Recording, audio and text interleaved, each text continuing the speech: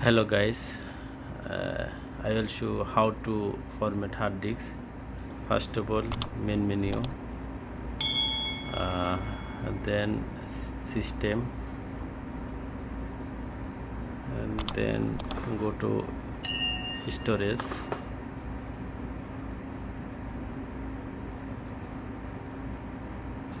then you to hard disk management, HDD management. Then you to see this hard disk is normal. You push here, and then format.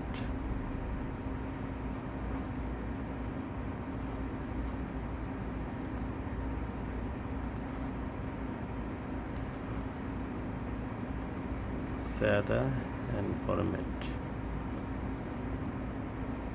It's okay.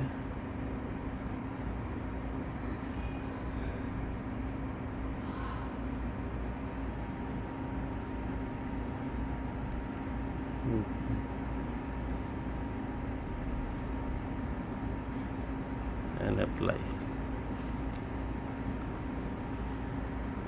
Now is reset DVR.